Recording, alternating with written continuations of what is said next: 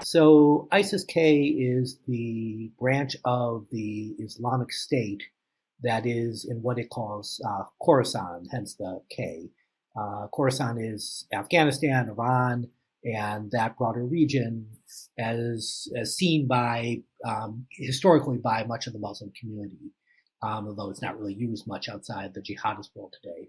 This group sees itself as loyal to the Islamic State leadership in Iraq and Syria, but since that group has been hit very hard by the US-led military campaign, ISIS-K has become one of the strongest, if not the strongest, part of the Islamic State today. So Russia is a longstanding enemy of the broader jihadist community. If you go way back to the, of course, the struggle in Afghanistan against the Soviet Union, but then in the 1990s, the probably number one hotspot in the world for jihad was Chechnya. And Russia, even after largely winning in Chechnya, has been fighting an ongoing, very low-level counterinsurgency campaign in the broader Caucasus. Fast forward a bit, and Russia, of course, backed Syria during the Civil War, and the Islamic State was on the other side of that. So Russia is seen as working with Syria, fighting Muslims in the Caucasus and Central Asia. And then if you go to ISIS-K itself, it is very critical of the Taliban. There's a dispute within the broader jihadist world between ISIS-K and the Taliban. And it blames the Taliban for being too close to Russia. So ISIS-K has attacked the Russian embassy in Kabul, and in general uses this as a talking point, as a way of criticizing the legitimacy of the Taliban. So both the group in particular, but also the broader community are very anti-Russian. Все четверо непосредственных исполнителей теракта, все те, кто стрелял, убивал людей, найдены и задержаны. Они пытались скрыться и двигались в сторону Украины. So anytime you go beyond one individual acting alone, you're going to have some coordination. And so there seems to have been multiple individuals involved here. They were using firearms, but also it looks like explosives or at least incendiaries. So they probably had some training.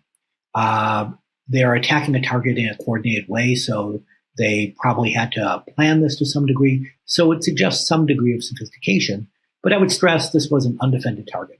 It's not like they're attacking a military base. It's not like they're attacking people who could shoot back. So they picked a relatively easy target, but they did so in what seems to be a coordinated way.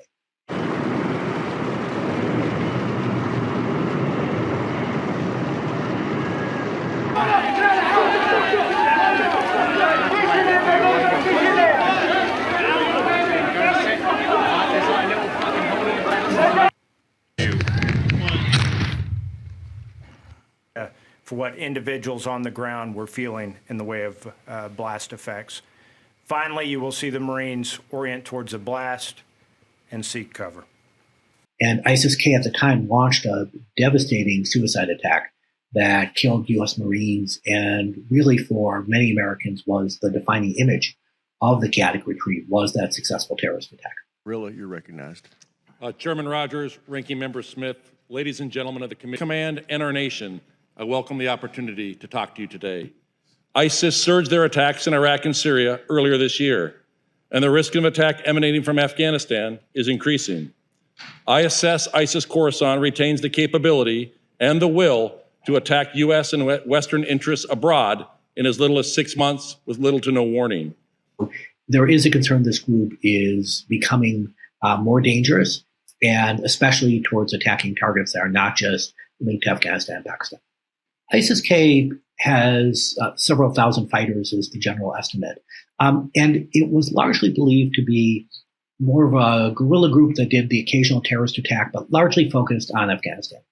And there were some attacks in Pakistan. And then we saw a major attack in Iran, which is nearby, but still farther out.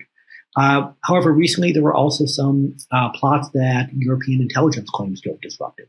So they seem to be shifting from being a regional group to doing more attacks farther afield, whether it's in Moscow or in Europe. So this is a group that always claimed to have ambitions beyond Afghanistan and Pakistan, but now we're starting to see at least some attacks. So one thing, common phrase in the study of terrorism is propaganda by the deed. that by doing an attack, by showing you're hitting the enemy hard, by causing casualties, by all the media attention that results, you're able to recruit people. So in the past, the group has used attacks to try to show that it's the most effective group, that it's the one that's active on a day-to-day basis. And I'm sure their propaganda is taking tremendous advantage of this attack.